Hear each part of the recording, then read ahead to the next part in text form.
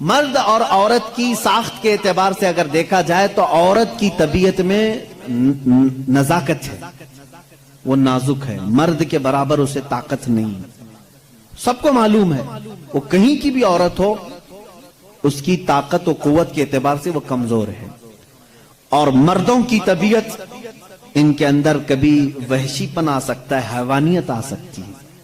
جب اس کی خواہشات عروج پر ہوتی ہیں تو سب سے پہلا اٹیک مرد اگر کسی پر کرتا ہے تو وہ عورت پر کرتا ہے۔ مرد اگر اس کو کھلا چھوڑ دیا گیا اور حیوانیت آ گئی تو اپنی خواہشات کو بجھانے کے لیے سب سے پہلا حملہ کس پر کرتا ہے؟ عورت پر کرتا ہے۔ اس کی زندہ مثالیں آج ہم دیکھ رہے ہیں۔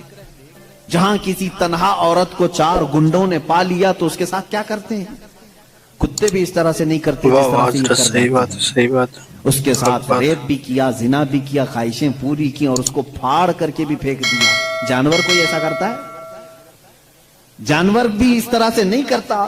اس کا مطلب یہ ہے، رپورٹ یہ بتاتی ہیں پوری دنیا کی کہ مرد کے اندر اگر شہوت کا غلبہ زیادہ ہو گیا اور اس وقت عورت اسے سامنے نظر آ گئی تو پھر یہ اپنی حیوانیت پر اتر کر سکتا ہے، اس کا ریپ بھی سب کچھ کر سکتا ہے۔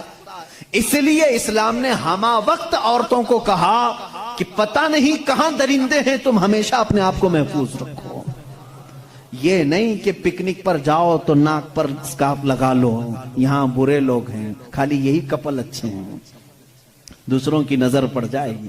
اسلام نے ہر وقت کے لیے عورت کو یہ کہا ہے کہ تو اپنی حفاظت کی ذمہ داری خود رکھ لے، اس لیے کہ تیرے جسم کو دیکھنے کے بعد کئی ایسے مرد ہیں جن کی خواہشات انگڑائیاں لیتی ہیں اور پھر وہ حملہ کر سکتے ہیں۔ تمہاری جان کا بھی خطرہ ہے اس میں، صرف عزت لوٹنے کا نہیں، جان کا خطرہ ہے۔ ریپ کے بعد قتل ہوتے ہوئے نہیں دیکھے؟ ابھی سال نہیں گزرا ہوگا، حیدرآباد میں، دلی میں کتنے واقعات ہوئے، اچھے پڑھی لکھی لڑکیوں کے ساتھ، اچھے بڑے گھر کی لڑکیوں کے ساتھ یہ معاملات ہوئے کہ نہیں ہوئے؟ اب یہ جب ہم جواب دیتے ہیں تو وہ یہ کہتے ہیں کہ مردوں کو آپ تلقین کریں کہ وہ عورتوں کو چھیڑ چھاڑ نہ کریں۔ یہ تو ایسی بات ہو گئی کہ گوشت کو کھلا رکھ کر کے کووں کو نصیحت کرو، بیٹا اچھے سے رہو، اخلاق میں رہو۔ ارے کوا ہے، وہ گوشت کھلا رکھا ہے، ہم کووں کو سدھار نہیں سکتے لیکن گوشت کو ڈھک تو سکتے۔ ہمارے پاس یہی فارمولا ہے، ہم کہاں پورے دنیا کے مردوں کی آنکھوں کو سنبھالیں، حالانکہ قرآن نے ہر مومن کو کہا ہے وَقُلْ لِلْمُؤْمِنِينَ يَغُضُّوا مِنْ أَبْصَارِهِمْ، اے محبوب سارے ایمان والوں سے کہہ دیں کہ وہ اپنی آنکھیں نیچی رکھیں۔ اسلام نے سمجھا تو دیا ہے مردوں کو، لیکن ان کی سیکورٹی کا بھی اہتمام کیا ہے، جس کو یہ سمجھ رہے ہیں کہ یہ پابندی بہت زیادہ ہے، بہت مشکل ہے، یہ پابندی ہے بہت زیادہ مشکل ہے۔ جن لوگوں نے کہا تھا کہ یہ اسلام کی زور زبردستی ہے، عورتوں کو اتنا قید کر کے رکھتے ہیں، بیچارے آج 12 گھنٹے ہاسپٹل میں پورا کا پورا نقاب پہنے ہوئے ہیں، پورا کا، اور ایسا نقاب پہنے ہوئے ہیں کہ ہوا بھی آنا مشکل ہو جاتی ہے۔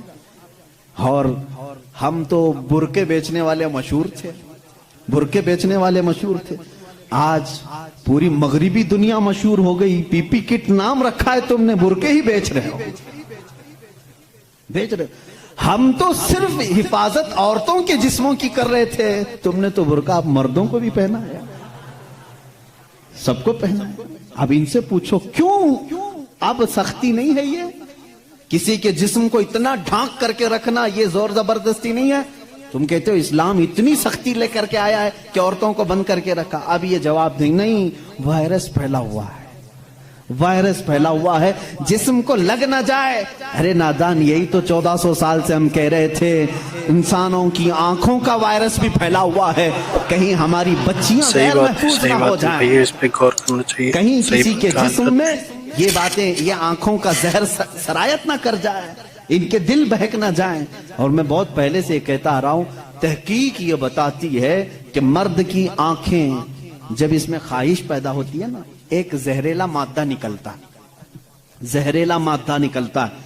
آپ دیکھو غور سے کسی چیز کو، نظر لگتی ہے نا، سب کا یہ تو معمول ہے، نظر لگتی ہے، وہ اس کی نظر لگ گئی، اس کی نظر لگ گئی، تقریباً سب لوگ مانتے ہیں نظر لگتی ہے، اور اسلام بھی کہتا ہے العین حق، نظر لگتی ہے۔ بلکہ میرے آقا صلی اللہ علیہ وسلم نے یہاں تک فرمایا میری امت میں سب سے زیادہ موت اگر کسی کارن سے ہوگی تو نظر بد سے ہوگی۔ حضور نے فرمایا ہے طبعی نیچرل ڈیتھ کے بعد، نیچرل طبعی موت کے بعد اگر کسی وجہ سے، کسی بیماری سے سب سے زیادہ موت ہوتی ہے تو نظر بد سے ہوتی ہے۔ وہ پتہ نہیں ہوتا سب کو، اس کی علامتیں تک حضور صلی اللہ علیہ وسلم کی احادیث میں گنائی گئی ہیں۔ نظر بد ہو جائے تو کیسے پتہ چلے گا؟ جسم کے اندر کیسی تبدیلیاں ہوتی ہیں کہ پتہ چل گیا کہ نظر لگی ہے، وہ پھر کبھی میں عرض کروں گا۔ لیکن نظر لگتی ہے یہ سب کو معلوم ہے، اور جدید تحقیقات کے اعتبار سے بھی اگر میں آپ کو بات کروں، پھول کو اگر زیادہ دیر تک تم دیکھتے رہو گے تو مرجھا جائے گا، کیونکہ ہماری آنکھوں کا زہر اس پر پڑتا ہے اور اس کی طبیعت مرجھا جاتی ہے۔ وہ جتنا اپنے ٹہنی میں لگ کر کے جتنی دیر تک تازہ رہ سکتا ہے، تمہارے ہاتھ میں آنے کے بعد اتنی دیر تازہ نہیں رہے گا، کیونکہ کچھ بیکٹیریا ہمارے اندر ہیں اور آنکھوں سے نکلنے والی چیزیں بھی ہیں۔ اسی طرح سے عورتوں کا جسم اتنا نرم ہے اور نازک ہے کہ باہر کے زہریلے مادے ان کے جسم پر پہلے اثر کرتے ہیں، مردوں کے جسموں پر کم لیکن عورتوں کے جسموں پر زیادہ اثر کرتے ہیں۔ اب کوئی وحشی درندہ جس کی نگاہیں زہر پھینک رہی ہوں اور کسی لڑکی کا جسم ننگا ہو، وہ بغیر لباس کے ہو، تو ظاہر سی بات ہے اس کے جسم کے اندر جیسی ہی وہ نظریں جاتی ہیں، اس کے دل میں بھی برائیوں کی خواہشیں پیدا ہونا شروع ہوتی ہیں۔ ایک طرفہ نہیں ہوتی یہ سب چیزیں، اس کے اندر جو خرابی آئی وہ اس کی آنکھوں کی وجہ سے۔ اسی لیے میرے آقا صلی اللہ علیہ وسلم نے فرمایا فَإِنَّ الْعَيْنَ تَزْنِي، آنکھ بھی زنا کرتی ہے۔ حضور صلی اللہ علیہ وسلم نے فرمایا آنکھ بھی زنا کرتی ہے۔ اب مجھے بتاؤ میرے عزیزو، اسلام نے اتنی جو حفاظت کی ہے عورتوں کی، اس کو تم کہہ رہے ہو زور زبردستی ہے؟ اسلام دین فطرت ہے، صرف وہی بات کرتا ہے جو انسان کے لیے سوٹیبل ہو، جو تمہارے جینے کے لیے اچھا ہو۔ اب میں آؤ تم کو یہ بھی بتاتا ہوں، کچھ لوگ یہ کہتے ہیں کھانے پینے کے معاملات میں بھی، اب یہ بات تھی عورتوں کی، اور ہاں یہاں پر میں یہ بات بتا دوں کہ یہ برابری جس کو کہہ رہے ہیں نا، وہ برابری ہے نہیں۔ تم کبھی بھی اس کے جواب دینے کی بھی کوشش مت کرو۔ یہ برابری کس کو کہتے ہیں؟ ان کے سامنے رقص کرے، ڈانس کرے، برابر کرے۔ اگر مرد جو ہے کھلے عام گھومتا پھرتا ہے اور ننگا ہو سکتا ہے تو عورت کو بھی اتنا ہی ہونا چاہیے، عورت بھی اتنا ہی دکھائے۔ تو یہ تو ایسی برابری ہے کہ اتنا اگر شوق ہے برابری کا تو پھر ایسا کرو، اپنی بیوی کے ساتھ معاہدہ کر لو، 1 سال تو بچہ دے گی، 1 سال میں بچہ دیتا ہوں۔ یہ برابری کرنے کی چیز ہے؟ ارے سارا بچوں کا درد عورت ہی کیوں سہے؟ تم بھی تھوڑا سا پارٹنرشپ میں لے لو۔ ایسا نہیں کر سکتے، تمہیں معلوم ہے عورت کی فطرت ہے، کچھ چیزیں ایسی ہیں اس کی ساخت میں، اس کے لیے وہ ضروری ہیں، اور اسلام یہ سمجھتا ہے کہ عورت کے لیے اس کے گھر میں رہنا زیادہ سوٹیبل ہے بنسبت باہر گھومنے پھرنے کے۔ کھلے عام رہنے سے زیادہ اگر محفوظ کوئی عورت ہو سکتی ہے تو وہ پردے میں رہ سکتی ہے، اس لیے اسلام نے اس کو پردے کا حکم دیا۔ اس پر زور زبردستی نہیں، پابندی نہیں، اس کی فطرت ہے، وہ اسے جتنا محفوظ رکھ سکتے ہو۔ اب خریدنے والی چیزوں میں ہی آپ دیکھ لینا، اب اس کو میں عقلی طور پر اگر آپ کو بتاؤں، کچھ چیزیں ایسی ہیں آپ خرید کر، آلو پیاز لے کر کے آئے، آلو پیاز لے کر کے آئے، آپ کی کچن میں آپ نے اس کو کسی بٹی میں رکھ دیا، ٹوکرے میں رکھ دیا، کہیں پر بھی رکھ دیا، چل جاتا ہے، رکھ دیا۔ لیکن ساتھ میں آپ نے کچھ گوشت خریدا، کچھ ٹماٹے، کچھ دہی، باہر نہیں، فریزر میں رکھنا پڑتا ہے۔ بھائی ان کو دونوں کو برابری دو، دہی کو بھی ٹوکرے میں کیوں نہیں رکھتے؟ گوشت کو بھی باہر یہ اس ٹوکرے میں کیوں نہیں رکھتے؟ آپ خود کہیں گے۔